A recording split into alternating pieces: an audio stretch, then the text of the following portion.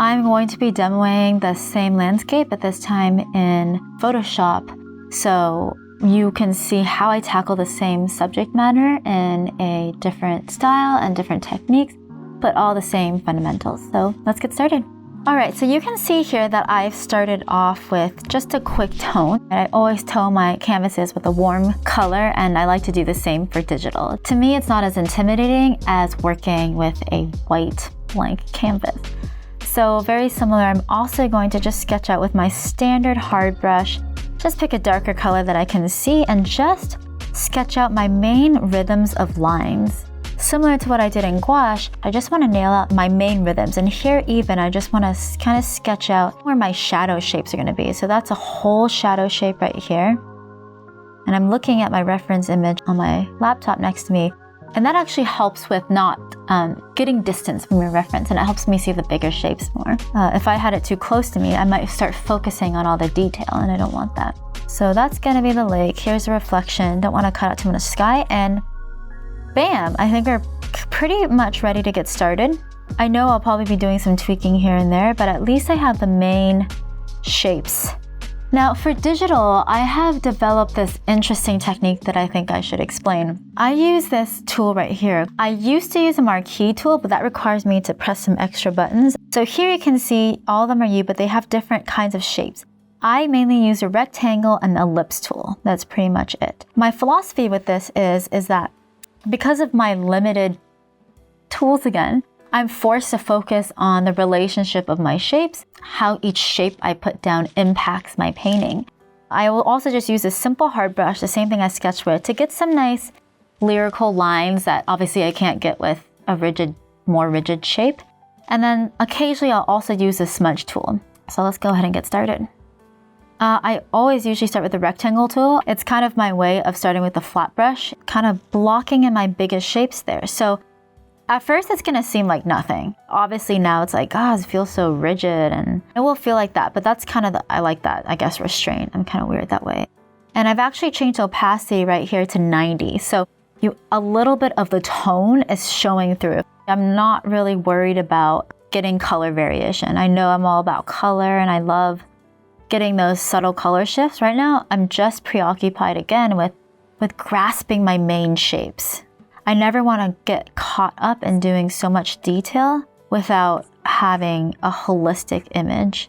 You might be very tempted to put a bunch of little shapes, right? It's all about that balance and that variety. This is why I think this exercise is also great. So I'm going to the warms a little bit. I'm going to establish just some of my highlights. Oops. Oh no.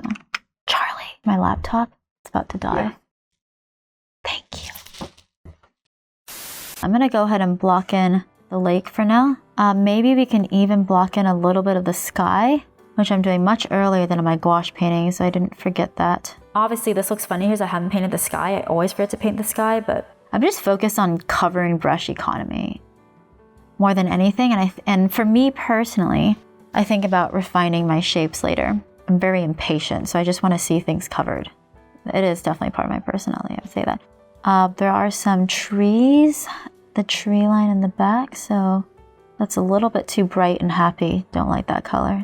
Need to sort of desaturate it a little bit. It's a little bit more of a sappy green, not so bright. So since I did a gouache painting already, I guess I kind of have the value structure in mind already. Okay, let's go ahead and block in some of the foreground elements here. And then I'm gonna go ahead and block in my trees in the foreground. Don't be too precious. You can always save time to refine later. I think there's a merit in not being too precious, because then you're willing to make more mistakes, which is a great thing if you know how to fix them and you're determined to fix them. It's just another painting in the end. Like, who cares? You'll do another painting. Obviously, it's nice to do a painting that you like, but sometimes it's really important to give yourself that leeway to experiment. And even if it doesn't turn out exactly the way you want it to be like, that's okay. I know I tried something, and I know that I pushed myself out of my comfort zone, and that's really all that matters today. and always challenge yourself as well, but be gracious to yourself when you fail. So obviously the mountain looks like a blob. I just like to use a straight, hard brush. And I'm gonna essentially draw. This is kind of like my round brush. I'm sort of now carving in and carving back out. I really enjoy like making really nice, subtle marks with the round brush. I love the round brush. I used to hate it, but I taught myself to like it because I paint all in one layer. I know Marco Bucci does that too. I was really happy when I found that out because to me it simulates gouache painting or traditional painting the most. I'm not very organized anyways, so my layers would just confuse me and I just end up usually being all flustered and baffled and merging everything together. I'm terrible at keeping clean layers unless I absolutely have to for client work. But now with just, I don't know, 5 minutes, I probably could have done it faster if I wasn't talking, but you can see that I've gotten a pretty readable image because my values are more or less there. The main shapes are there. Obviously I'm missing the reflection and stuff like that, but we can always add that in later. And maybe now I will add some variation in the water. To get the sheen of the water, it's just really all about getting slight variations in value. If you think about it too much like water, you might, chances are you might stump yourself and you might, freak yourself out. Be like, oh my God, I gotta paint water and water's always moving and it's scary. Squint at your reference, distill the top 2-3 values maybe and go from there. So that's what I'm doing. I'm always squinting and distilling what I can. So I'm just gonna add a few darker, punchier values. I don't want to add too many little shapes in the foreground because that's not really my focal point. Now here's a cool trick. So what I like to do is with trees and everything, I like to get the overall shape of the tree and then I like to inversely punch holes into the shape of that tree versus painting the water first and then the tree. Right now you can see what I'm doing is I'm creating tree holes by taking the background and punching it in. Now I'm merging shapes, and edges is sometimes nothing more but merging shapes so that your eye can take it in as all one shape and you're not distracted by all the little shapes that I maybe have put in. Now, if you smudge everything too much, you're going to lose some important edges and then maybe your eye won't know what to lock into. So always for me, having a balance of hard and soft edges is very important to a painting. I don't have to keep going back to the color wheel. I can actually now start recycling color in a way. Maybe let's go ahead and add that reflection in really quick. I'm quite happy with my shapes in my mountains. So I'm just taking the circle tool. I'm just sort of making vertical shapes going downward, right? So just putting in, I think the value is pretty good there. I'm gonna go back to just making a few more strokes. So this is how small I can probably paint for the rest of the picture, to be honest, and be totally fine. Try not to zoom into your painting.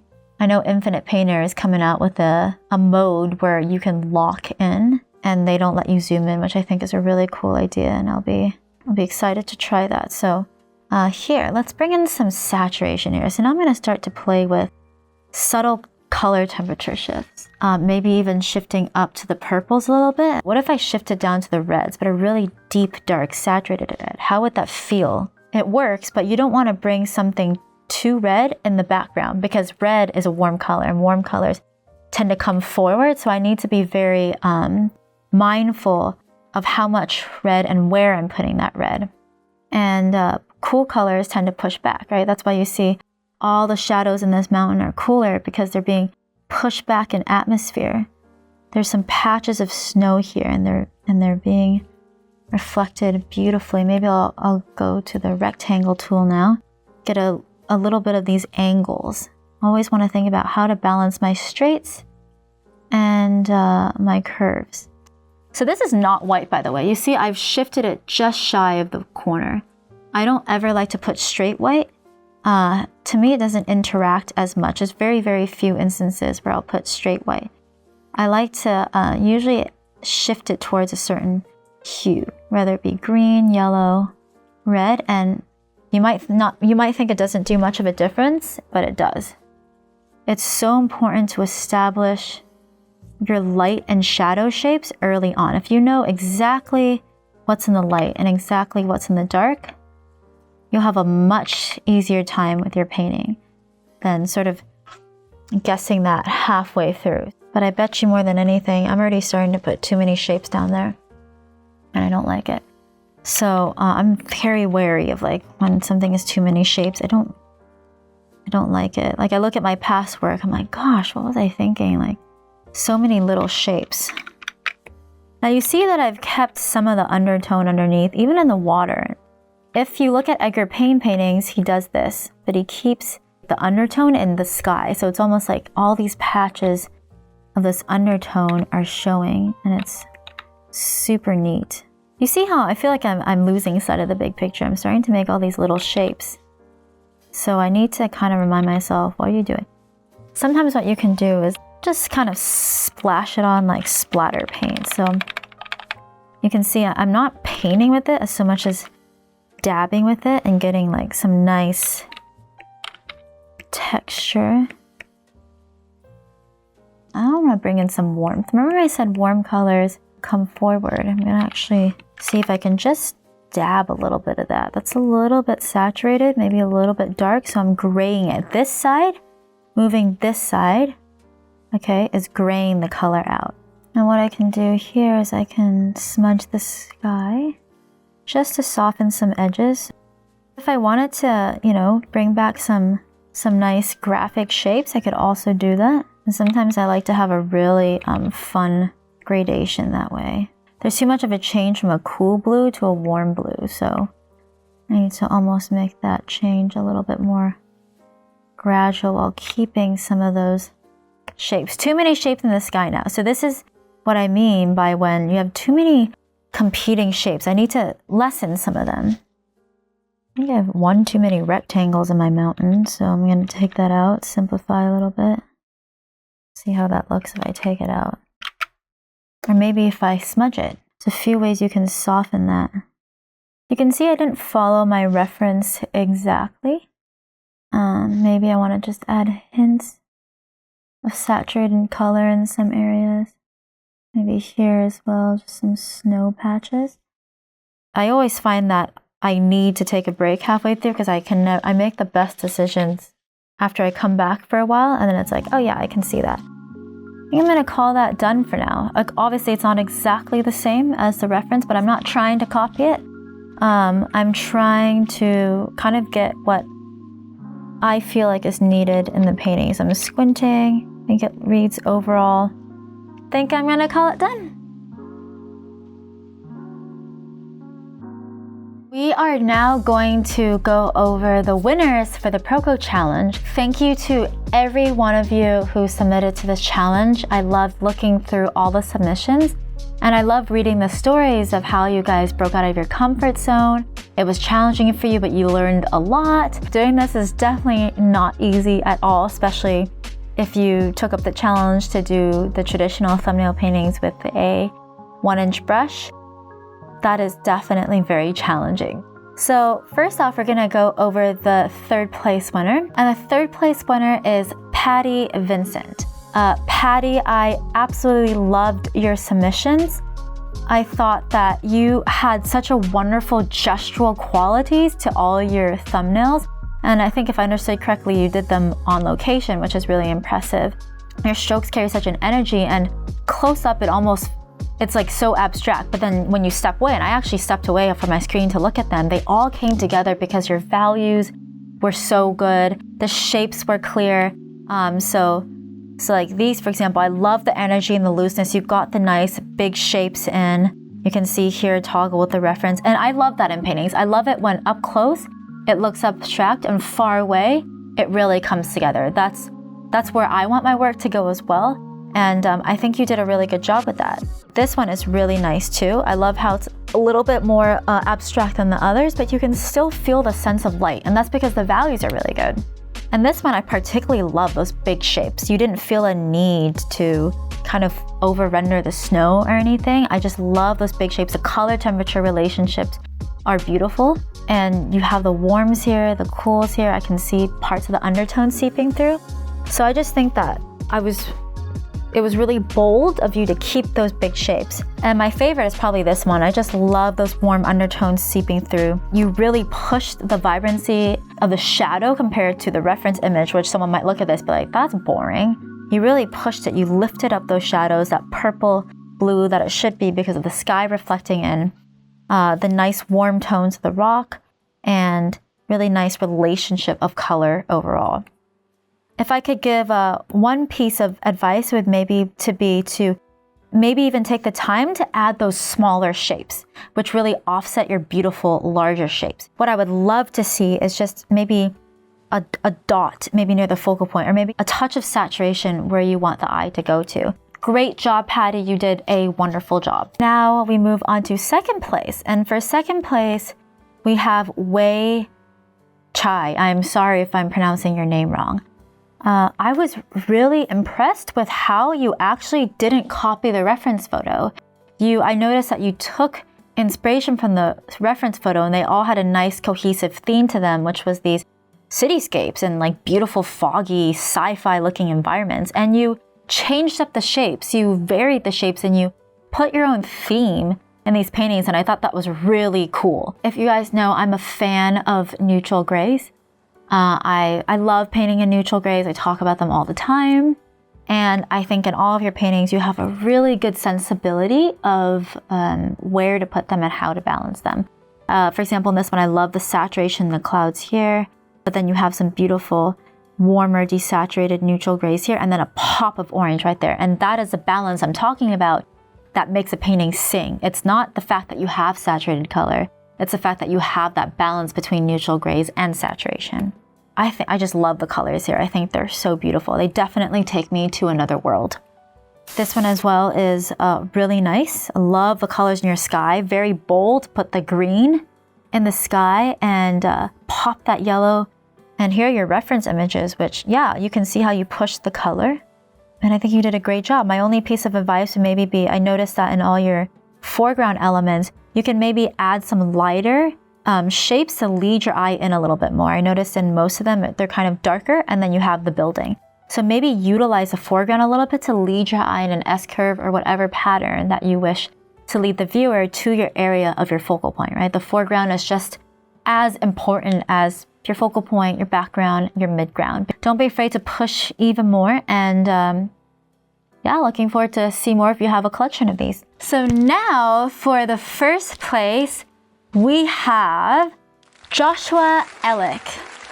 Joshua, I was just first and foremost so impressed with the sheer quantity of thumbnails that you produced. And I also read in your description that you didn't have source photos. The amount of explorations that you did for each thumbnail, I just thought was so fun to look at itself. I think that is part of, doing the thumbnail process. It's not just about creating a thumbnail and, being done with it. It's about the exploration process that is also just so important.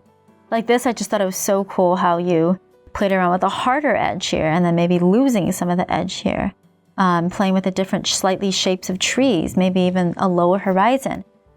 These are all so cool. But even, simpler shapes, and squiggly lines here, playing with the quality of line in some of these. I just thought these were such a joy to look at. Going to your final images, I just was immediately struck by the sense of simplicity that you had, but also the mood that you're able to evoke in all of them. Remember, a thumbnail doesn't have to be complicated. It doesn't mean that the more things you have in a painting, the more impressive it is, or the better it'll be. Sometimes it's the opposite. Sometimes things can feel too cluttered, but I feel like you had a really great balance of when you knew to dial back and where you wanted to add a little bit more complexity. I chose you for first place because I thought you had great edge control, and watercolor's no easy thing. I could see that you really took the time to plan and that you were very intentional about a lot of your shapes, but where you wanted to have soft edges, where you wanted to have hard edges. And of course you had this wasn't mandatory that all of them have a cohesive theme with each other, but you had mentioned that you wanted to reflect the scenes of Ohio, which I thought was really cool. So yeah, Joshua, I'm really impressed with just the amount of planning that you took to create these. I'm sure you're frustrated a lot with some of your practice ones, but that's what it takes. You said you learned a ton by doing this and you got a much better handle on water control, composition, simplification by doing these thumbnails over and over until I was happy with the direction. Great. I'm so glad that you learned about water control. Gouache is all about water control as well because they're one and the same. And simplification, which I immediately saw in your paintings. Yeah, you did a great job on that. Thank you so much, Proko, for choosing me as a judge for the January challenge kicking off 2022. I'm really honored to have been a judge and to be able to look through all the wonderful submissions. And thank you so much to everyone who submitted to this challenge. I hope that you guys continue to keep doing thumbnails, no matter where you are. Bye!